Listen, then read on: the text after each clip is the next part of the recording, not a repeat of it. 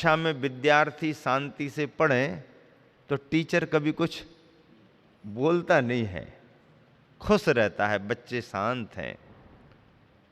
और टीचर पढ़ाना चाह रहा हो और बच्चे जरा मस्ती के मूड में हो, पढ़ने पर ध्यान ना दे रहे हो, तो फिर टीचर साधु बना बैठा रहेगा क्या?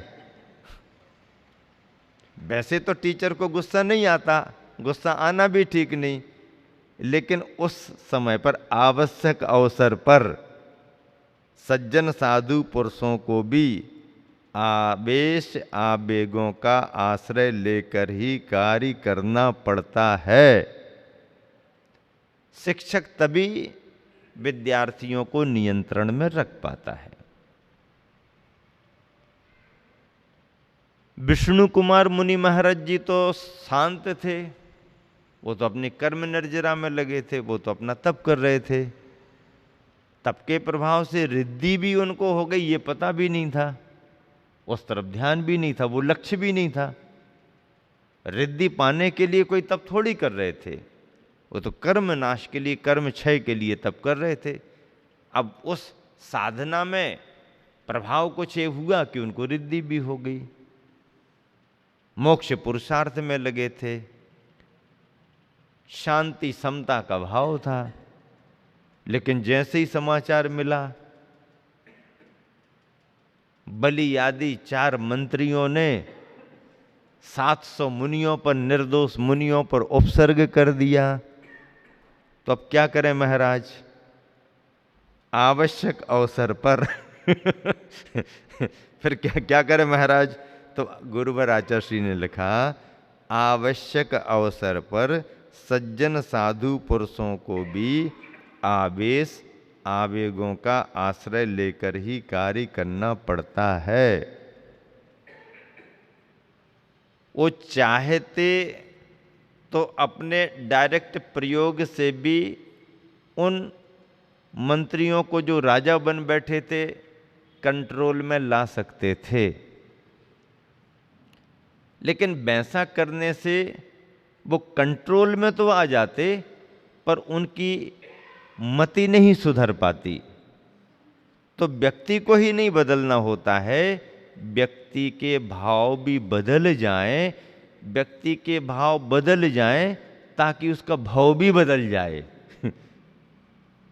व्यक्ति का भाव कब तक नहीं बदलेगा? जब तक उसके भाव नहीं बदलेंगे।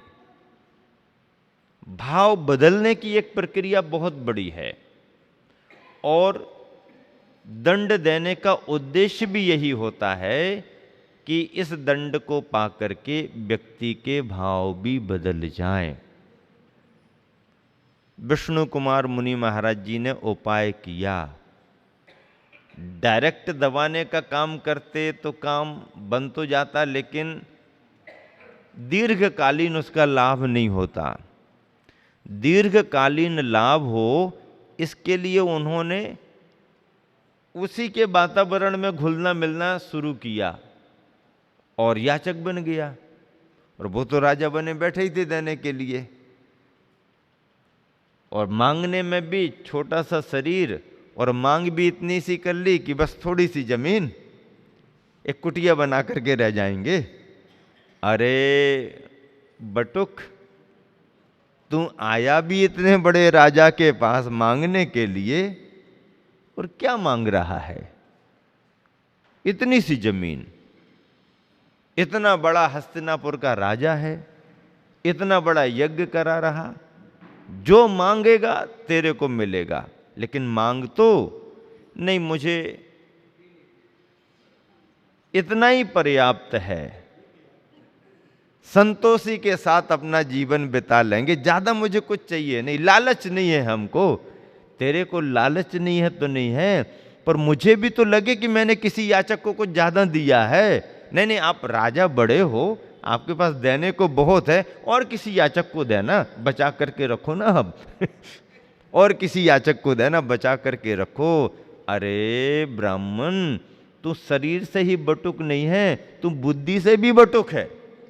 मांगने को आया, मैं देने को तैयार हूं, और मांगा भी तो इतना सा मांगा।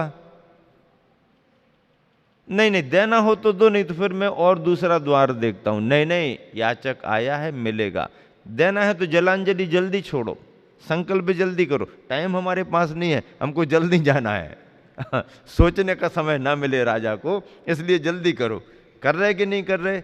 बोली में भी तो ऐसा ही होता है कि यदि बोली में थोड़ा सा ढीला छोड़ा और सोचने वाला सोचते सोचते और को ढीला हो गया, तो फिर आगे टाइट, जल्दी देखो तुम्हारा है कि नहीं, नहीं तो हम 3 कर रहे। वो सामने बैठा कि नहीं बैठा।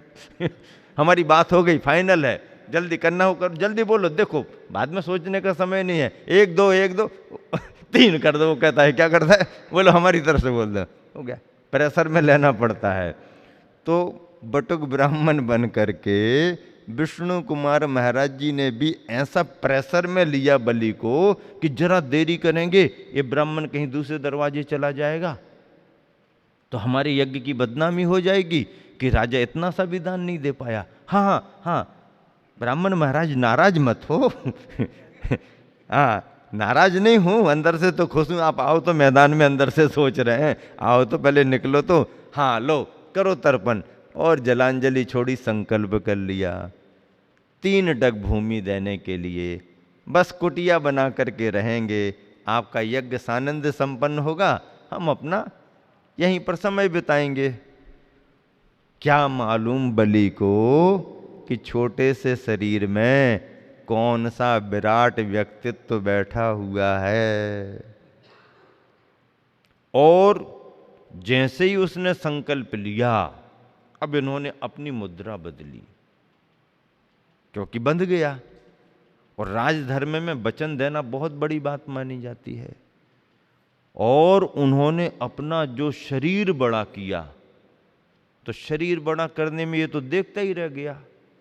जिनको हम छोटा बटुक मान के चल रहे थे, ये तो जैसे आजकल फटाके होते ना, पहले इतना सा दिखता है और जब वो नीचे से देखते ही रहते कहाँ तक जा रहा है। ऐसा इतना बड़ा शरीर जैसे बना, तो बलि तो घबरा गया कि मैं तो फंस गया, ये मामला समझ नहीं पाया। संदेह तो हुआ था, बलि ने सोचा, पर ये समझ नहीं पाया। और बस वचन पूरा करने के लिए एक पैर आगे बढ़ाया तो सुमेरु पर्वत पर चला गया। अब सुमेरु पर्वत विदेह क्षेत्र में है। एक पैर कहां पहुंच गया? अच्छा, सुमेरु पर्वत पर। और वहां से दूसरा पैर उठाया सो ले जाकर के मानुसोत्तर पर्वत पर रख दिया। 2.5 दीप 45 लाख योजन नप गए।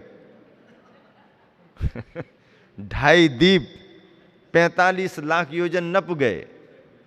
बलि देख रहा है ये मामला क्या है भाई।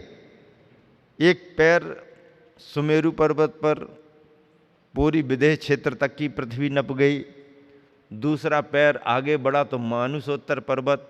अब मानुसोत्तर के बाहर तो मनुष्य लोग है ही नहीं। और बलि का राज्य कितना था? बलि का राज्य तो हस्तिनापुर का था। अब ये विदेह क्षेत्र मानुसोत्तर पर्वत, वो कहाँ कहेगा कि हमारे राज्य में से हमने दे दिया, उसका है ही नहीं। अरे तेरा राज्य जो है तू अपने पास रख, अब मेरे 3 डग देखो। तेरा राज्य अपने पास रख, मेरी 3 डग जमीन तो देख। पहला डग सुमेरु पर्वत, दूसरा पग मानुसोत्तर पर्वत। इसके बाहर तो अब किसी का कोई भी शरीर का अंग जा ही नहीं सकता।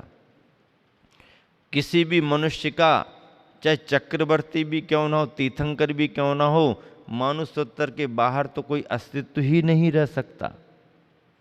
बल्कि मानुसोत्तर पर्वत तक भी जाना संभव नहीं, क्योंकि सबकी अपनी अपनी भूमिकाएं होती हैं।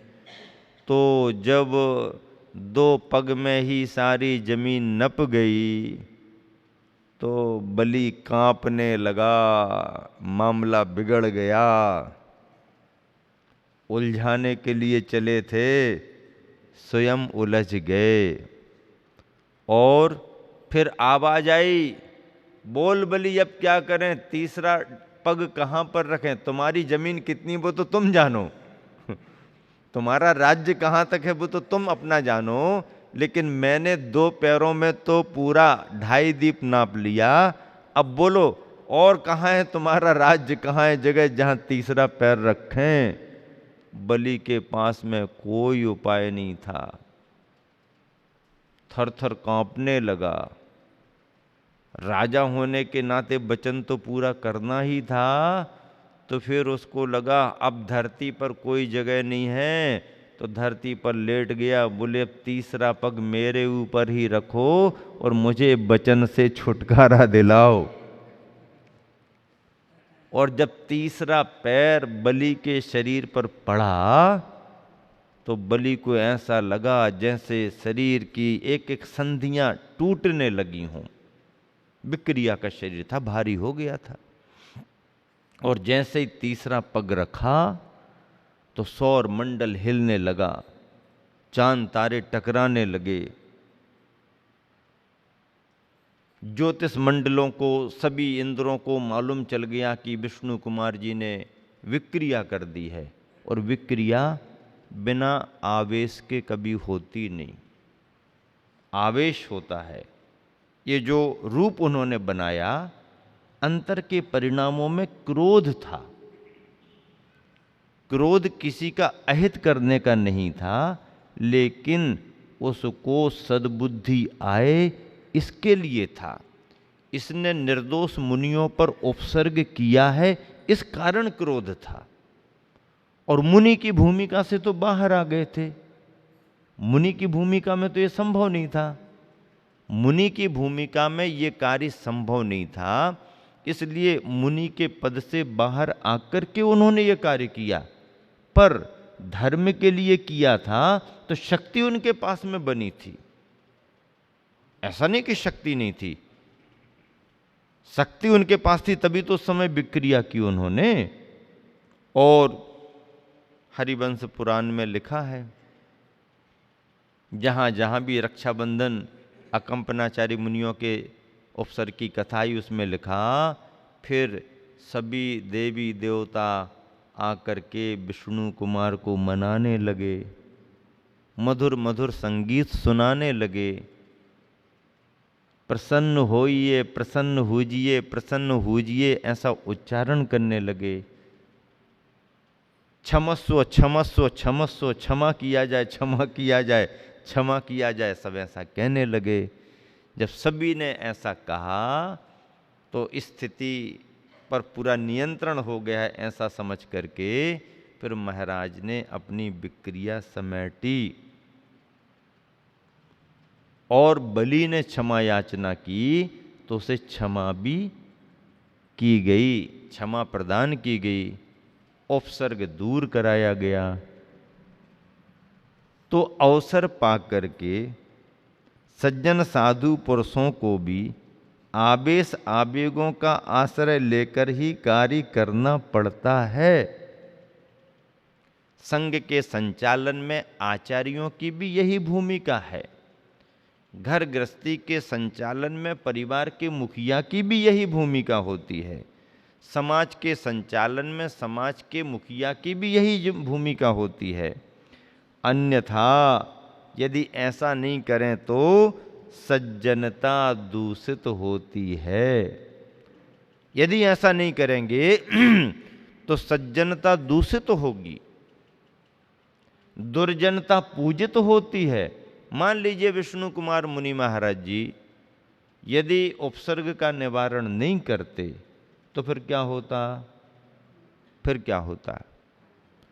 उपसर्ग का निवारण करने को यदि कोई नहीं आता तो उस उपसर्ग में ही हो सकता कोई कोई मुनि को उनके विशुद्धि के कारण केवल ज्ञान होकर मोक्ष भी हो जाता। ध्यान लग गया, कर्म क्षय हो गए, कोई कोई मुनियों को मोक्ष भी हो जाता। कोई कोई मुनि समाधि प्राप्त करके स्वर्ग भी चले जाते। तो उपसर्ग में मुनिजन अपनी साधना करके कोई स्वर्ग भी चले जाते, कोई मोक्ष भी चले जाते। लेकिन उपसर्ग के काल में ये सब हुआ है तो स्वर्ग और मोक्ष तो महाराजों को हो जाता, लेकिन मोक्ष का मार्ग हमेशा हमेशा को बंद हो जाता।